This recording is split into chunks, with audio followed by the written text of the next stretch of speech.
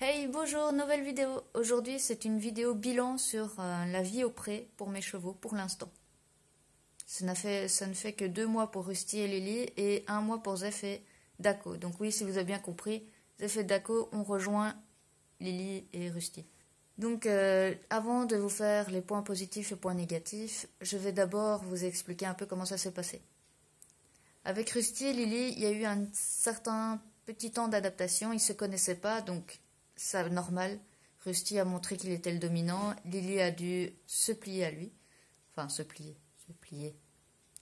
à lui. Lily a donc dû se laisser dominer. Et comme elle ne connaissait plus vraiment les interactions avec les chevaux, parce que ça faisait plusieurs mois qu'elle était chez nous sans avoir de compagnon équin, je sais que c'est pas très bien, mais ça a été une solution d'urgence pour elle. Puis de toute façon, maintenant, elle est au pré avec 3 autres copains.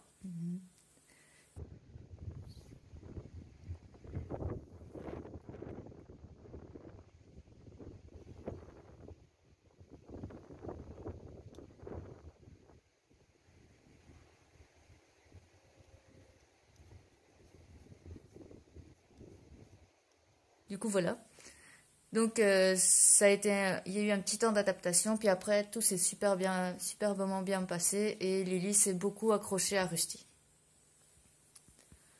Ensuite, donc ça c'était le 10 octobre.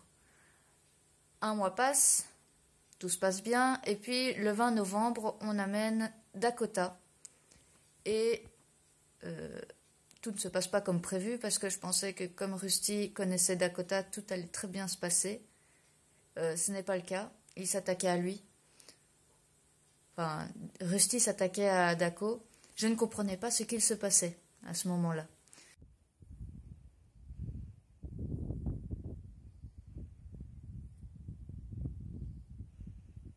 Il a même pas encore vu le prix.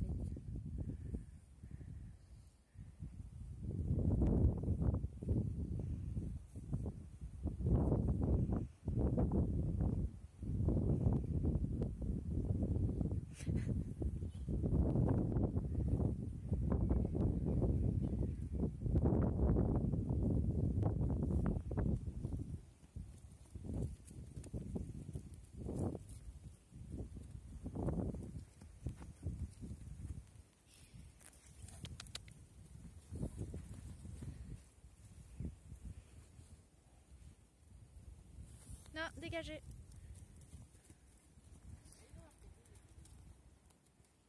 Du coup, le jour suivant, on a ramené Zeph, plus vite que prévu, parce qu'on n'allait pas le ramener avant un petit moment, mais au final, Dakota se trouvait tout seul. Donc on a décidé de ramener Zeph plus tôt que prévu.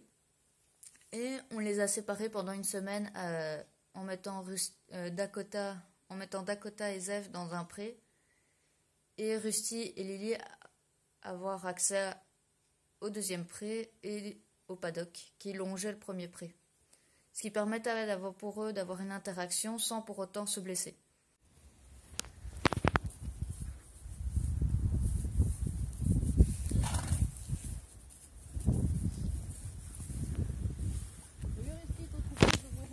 Après une semaine, on les a mis tous ensemble.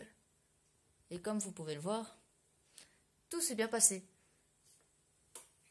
Parce qu'après quelques petits, j'ai envie de dire cris de dinosaures, comme j'ai souvent envie de dire. Quand les chevaux crient, on dirait que c'est souvent des cris super forts là, de dinosaures. Bref. Après quelques petits cris de dinosaures et quelques petites engueulades, eh ben, le troupeau, Enfin, tout le monde a trouvé sa place dans le troupeau et du coup, maintenant, ça va beaucoup mieux.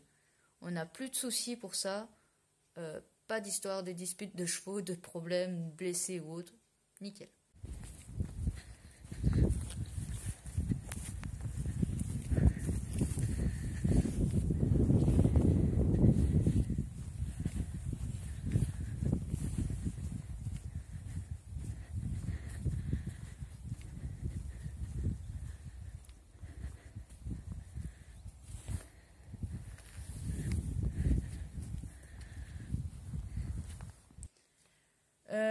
Début décembre, maman a décidé de faire la troisième prairie car 4 chevaux dans 2 prairies, ça faisait un petit peu.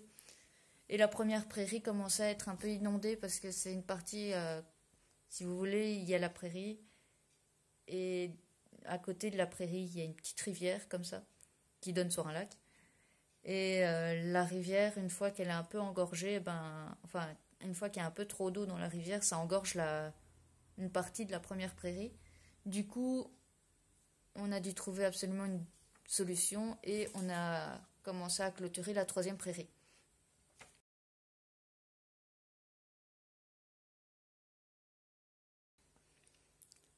Donc c'est tout ce qui s'est passé. En plus de la troisième prairie, bien sûr, au mois de novembre, fin novembre, on a fait un deuxième abri parce que l'abri qui était sur place était quand même un peu petit pour 4 chevaux. Du coup, on a fait un autre abri et on a mis quelques plaques de stabulation par terre, mais ça je vous en reparlerai plus tard. Voilà, pour ce qui est de comment ça se passe. Bien sûr, maintenant, à l'endroit où je suis, donc là où il y a le pré, on ne le voit pas sur la photo, mais en fait, il y a une piste. Et donc, il y a une piste à cet endroit. Ce qui fait que je peux un peu plus travailler mes chevaux qu'avant, parce qu'à l'ancienne pension, il y avait un paddock, et en hiver, le paddock n'était plus vraiment praticable. Ce qui fait que je ne travaillais pas les chevaux en hiver. Ici, ce que je vais pouvoir faire, je vais pouvoir travailler les chevaux en hiver. Ce qui est bien parce que ça faisait longtemps que j'avais plus travaillé Monsieur Heureux ni Monsieur Daco. Donc voilà.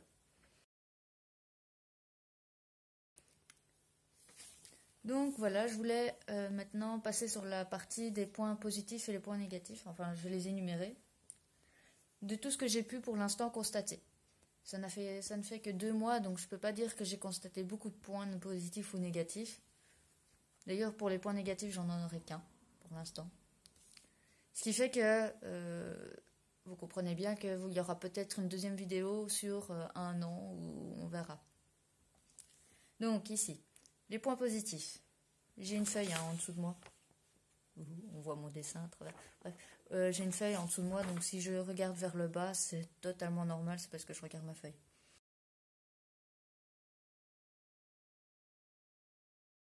Le premier point positif que j'ai pu remarquer pour la vie en troupeau au pré 24 heures, c'est que Rusty et Dakota ont perdu leur type de comportement.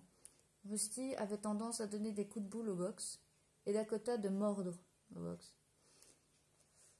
Parce que c'était en fait un type d'impatience. Donc ils étaient souvent impatients de sortir et du coup pour montrer ça, ils avaient tendance, Rusty à donner des coups de boule et Dako à mordre. En plus, Dakota se faisait souvent mordre aussi par les autres chevaux, ce qui fait qu'il avait aussi tendance à vouloir mordre avant d'être mordu. Ce qui est bon, pour nous c'est un peu bizarre parce que il nous mordait aussi du coup. Bref, maintenant qu'ils sont au pré 24 heures sur 24, les chevaux Rusty et Dako ont perdu ces habitudes. Du coup, je n'ai plus de tic de comportement. À part, j'ai eu ça une fois parce que je travaillais Rusty en piste et je l'avais lâché un peu pour qu'il se... Vous savez, en fin de séance, pour qu'il se dégourdisse un peu. Et il trouvait que ça devenait trop long, donc il m'a fait « bouge-toi Céline, j'ai envie de retourner au pré ». Bref. Alors le deuxième point positif... Oui, le deuxième point positif, c'est que Zef avait commencé à perdre un peu d'état. Bon, je sais pas pourquoi, mais il commençait un petit peu à maigrir. Et là, avec ce qu'il a repris en 1 mois, je peux vous dire qu'il a bien repris. Il lui manque encore un peu, mais il a déjà vraiment bien repris. Du coup, on est toujours occupé à essayer de leur faire prendre un peu d'état. Et bien sûr, on va bien sûr essayer de leur faire muscler. Mais avec toute la pluie qui est tombée ces derniers temps, la piste était un peu impraticable. Bref.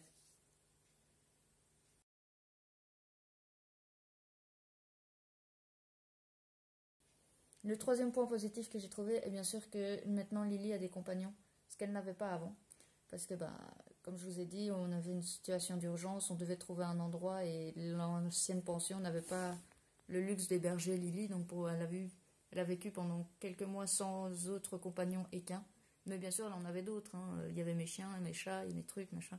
Bref, elle avait d'autres compagnons, mais pas qu'un. Quatrième point positif, c'est qu'ils sont maintenant tout le temps dehors. Ils sont plus enfermés dans un box. Ce qui fait que ils sont tout le temps en mouvement, ce qui aide quand même à garder les muscles. Donc, en plus de être tout le temps en mouvement et du coup aussi de pouvoir garder leur forme physique, ils ont aussi une meilleure forme mentale. Parce que, comme je disais, ils sont tout le temps dehors. Les chevaux ont besoin de vivre dehors, c'est normal, c'est les chevaux. Du coup, j'ai déjà remarqué que mentalement, ils sont plus sereins, plus calmes et plus heureux aussi. J'ai déjà remarqué aussi, ils sont beaucoup plus heureux. C'est vraiment que ça prouvait bien qu'eux, ils n'avaient pas envie d'être au box. Voilà, bref.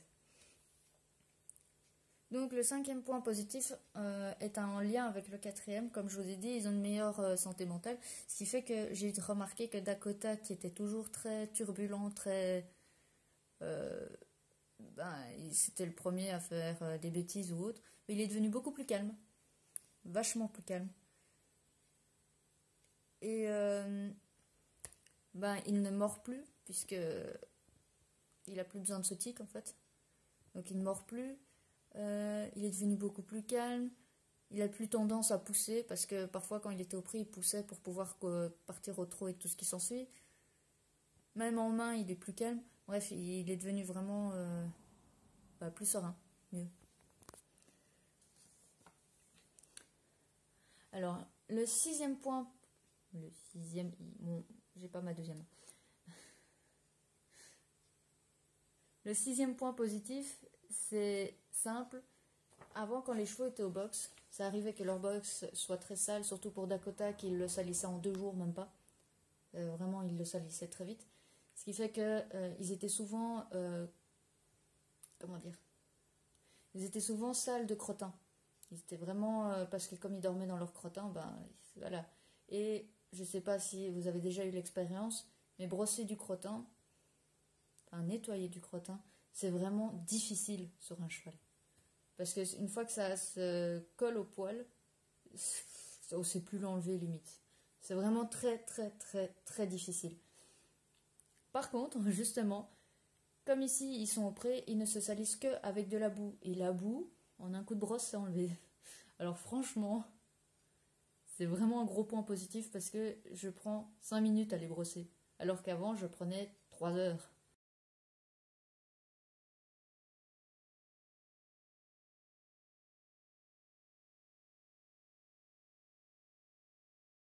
Avant, je prenais énormément de temps à les brosser pour pouvoir préparer pour faire une balade ou autre.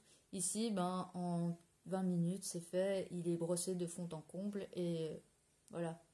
Parce que la boue, c'est vraiment plus facile à nettoyer que le crottin. Ouais, de mon expérience, je peux vous dire que c'est vraiment difficile le crottin à enlever sur un cheval. Bref. Alors, oui, du coup, en lien avec ça, le 7e point positif, c'est que mes chevaux pis sont blancs, du coup. Ça peut paraître bête comme point positif, mais ouais, ils sont beaucoup plus blancs. En tout cas, leurs taches blanches sont blanches. Elles sont pas noires de crottin ou bruns. Les chevaux sont devenus beaucoup plus blancs parce que, d'ailleurs, ce que j'ai oublié de vous expliquer, c'est que Rusty, il avait des grosses taches noires sur ses fesses et au niveau de son ventre. Après une semaine de pré constant, il est redevenu blanc. En brossant, bien sûr. Mais l'herbe aussi a nettoyé en fait son pelage. Ce qui fait que tout le crottin qu'il avait sur lui est parti. Même chose pour Dakota et Zef qui avaient aussi des grosses taches de crottin, surtout Zef parce que c'était le plus sale de tous. Enfin non, Dako était aussi bien dans son genre. Donc Dako et Zef c'était les 2 chevaux les plus sales au box. Du coup, ils avaient des grosses taches de crottin sur leurs fesses ou sur le bidou. Enfin, sur le ventre. Donc ventre, cuisses étaient vraiment très sales, parfois épaules. Et c'était limite noir de crottin. Et maintenant, ils sont blancs. Bon, avec la pluie et la boue ces derniers temps, ils sont un peu moins blancs, mais ils sont restés beaucoup plus blancs plus longtemps. Et en plus, la boue, comme ça s'enlève en un coup, ben, je peux de nouveau avoir des chevaux blancs si je veux. D'ailleurs, aujourd'hui, il fait beau, donc je vais sûrement aller les brosser, ce qui fait qu'ils seront blancs. Voilà. Alors, j'ai énuméré pour l'instant les seuls points positifs que j'ai pu voir ou constater en 2 mois. Maintenant, je vais passer au seul point négatif que j'ai vu pour l'instant.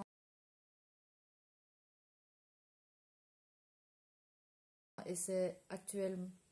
C'est très actuel parce que comme il a beaucoup plu, vraiment beaucoup plu. Bon, le point positif là-dedans qui est beaucoup plus, c'est que nos cuves d'eau, ils ont augmenté d'eau. Mais le problème, justement, c'est ça. C'est que comme les cuves ont aussi augmenté d'eau, la terre aussi a augmenté d'eau. Ce qui fait qu'il y a de la boue au niveau des abris. Mais c'est vraiment que au niveau de l'abri. Et comme les cuves d'eau sont à côté des abris, ben, leur point d'eau, c'est là aussi. Ce qui fait que c'est le seul endroit, mais vraiment le seul endroit où il y a beaucoup, beaucoup, beaucoup de boue. Et pour l'instant, on n'avait mis que des plaques de stabilisation juste devant les paddocks. Juste devant les abris, pardon. Donc on avait mis des plaques de stabilisation juste devant les abris, vraiment à l'entrée. Mais on aurait dû en fait continuer jusqu'à la clôture, ce qu'on n'a pas fait. Et maintenant, on se retrouve avec plein de boue à cet endroit-là. Donc, dès que c'est possible, on va acheter d'autres dalles de stabilisation pour les mettre à ces endroits-là. Là où on a oublié de mettre justement des dalles de stabilisation. Pour qu'il y ait moins de boue. Mais c'est vraiment le seul point négatif qu'on ait pour l'instant. Vraiment le seul. Donc je verrai après, ou peut-être au bout d'un an, je verrai d'autres points négatifs. Ça, bien sûr, je vous le dirai dans une autre vidéo. Alors voilà, la vidéo est terminée parce que c'était juste une vidéo bilan. Du coup, elle n'est pas très longue. Donc la vidéo est terminée. N'hésitez pas à vous abonner. Merci d'avoir regardé. Ciao!